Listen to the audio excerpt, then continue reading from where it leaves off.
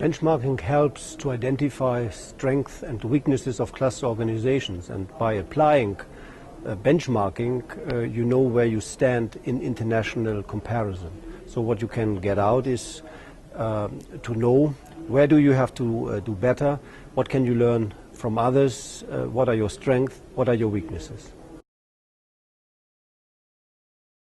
First of all, it helps if as many cluster organizations apply benchmarking, because this gives us a clear idea where the problems are, where policy measures are needed in order to help cluster organizations to improve their excellence.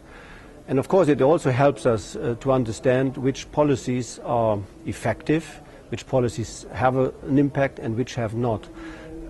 Because we would like to work at the end, preferably with those cluster organizations that are strong, that are promising, that have demonstrated their capability to help companies. We do a lot. We have set up the European Cluster Excellence Initiative, and the methodologies which were now tested by the Nordic countries, Germany and Poland, were developed first under this initiative. We are setting up a European cluster collaboration platform that will facilitate practical cooperation among clusters in Europe and worldwide. And we are establishing a European club of cluster managers, where cluster managers can exchange experience, learn from each other, talk to each other. And we will also use this club in order to implement our own initiatives, such as international matchmaking events. So I think we do a lot.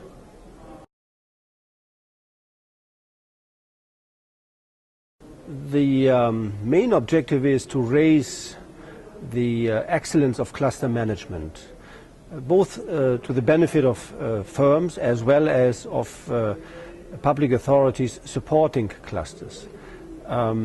We should move from financing cluster organizations to better using cluster organizations for the implementation of our policies. For example, to get more out of research, to commercialize European products and services worldwide, and to find partners outside the member states.